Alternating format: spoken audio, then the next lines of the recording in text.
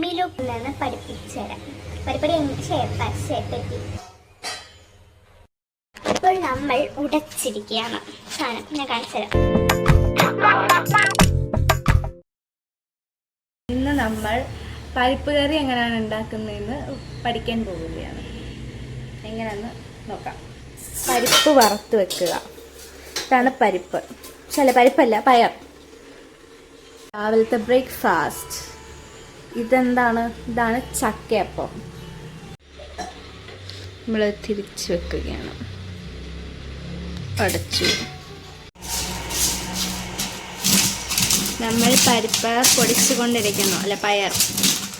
എപ്പോഴും പരിപ്പെന്നാണ് പറയുന്നത്. പയറെല്ലാം പൊടിച്ചു വെച്ചു. മീൻസ് നമ്മളിതാ ഇങ്ങനെ അതിൻ്റെ തൊലി കളഞ്ഞ് കഴുകി വൃത്തിയാക്കിയിട്ട് നമ്മൾ വെള്ളത്തിലേക്ക് ഇടുക.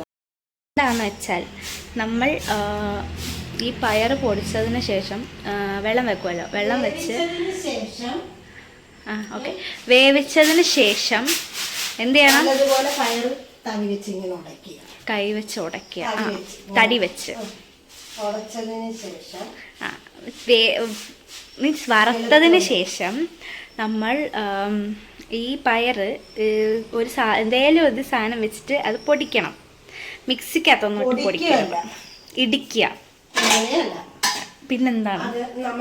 നമ്മുടെ അരകല്ലിന്റെ കുഴവി ഉണ്ടെങ്കിൽ ആ കുഴവിയെ മറ്റെന്തെങ്കിലും ഉപയോഗിച്ച് നമ്മൾ ഇതിന്റെ തൊലി കളയുക. തൊലി കളഞ്ഞതിന് ശേഷം പാറ്റി ഇതിന്റെ ഉമിയെല്ലാം കളയണം. കളഞ്ഞതിന് ശേഷം ഇത് നല്ലതുപോലെ വേവിക്കണം. വേവിച്ച് കഴിയുമ്പോൾ തവിയിട്ട് നല്ലതുപോലെ ഉടയ്ക്കണം. ഉടച്ചതിന് ശേഷം വെളുത്തുള്ളി, ജീരകം, മഞ്ഞപ്പൊടി ശകലം ഇടുക. ഇതും ഇട്ട് നല്ലതുപോലെ അരയ്ക്കുക. അരച്ചതിന് ശേഷം അരപ്പ് അതിനകത്തിട്ട് ഇളക്കി ഉപ്പ് ഇടണം. ഉപ്പിട്ട് വേവിച്ചതിന് ശേഷം ഇറക്കി വെച്ചിട്ട് പച്ച വെളിച്ചെണ്ണയും കറിവേപ്പില ഇടുക.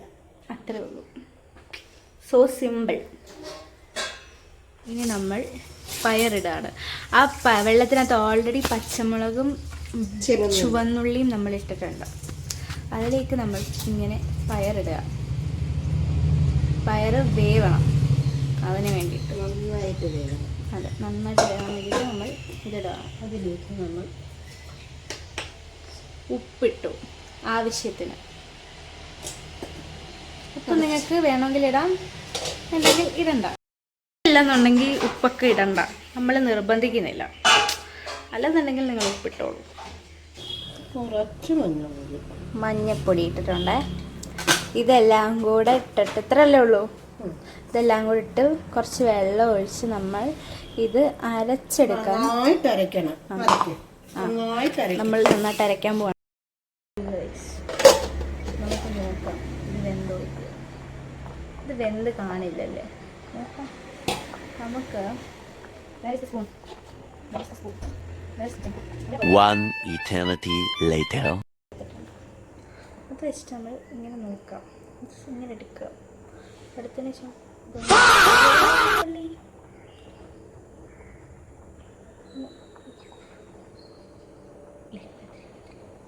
6.5 hours later.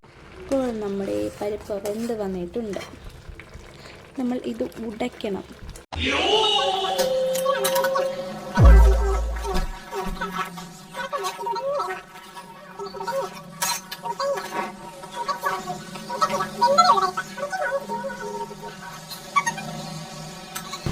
ഇതിലേക്ക് നമ്മളിനി അരപ്പ് ചേർക്കും.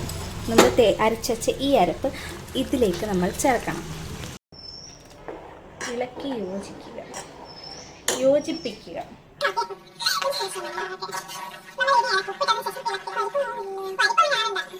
പരിപ്പ് കണ്ടു. തിളച്ച് വരുന്ന പരിപ്പിൽ നമ്മൾ കുറച്ച് കറിവേപ്പില ടേസ്റ്റ് കൂടാൻ വേണ്ടിയിട്ട് ആ ചൂടോട് തിള വരുന്ന സമയത്ത് കുറച്ച് കറിവേപ്പില അങ്ങോട്ട് ഇടുക.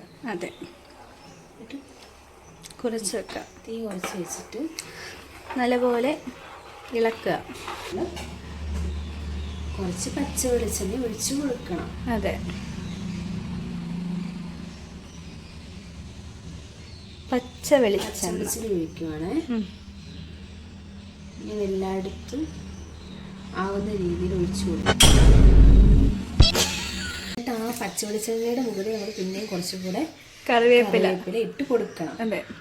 എന്നിട്ട് ഇത് നന്നായിട്ട് അടച്ച് വെക്കണം. ആ സമയത്ത് കറിവേപ്പിലയും പച്ചവെളിച്ചെണ്ണയും എല്ലാം കൂടെ ഒന്ന് പിടിച്ചിട്ടൊരു നല്ല സ്മെല്ലും ഒരു വേറെ ടേസ്റ്റും ആയിട്ട് വരും. അതെ, പാടിയാണ് കഴിച്ച ഒരു പരിപ്പ് ഉണ്ടാക്കാന്ന് വെച്ചാൽ. അതുകൊണ്ടാരും പരിപ്പ് ഉണ്ടാക്കരുത്. കഴിച്ച് കാണിക്കുന്നതാണ് പരിപ്പ് ഉച്ചയ്ക്ക്. നമ്മൾ പരിപ്പ് കൂട്ടി ചോറുണ്ണാൻ പോവാണ്.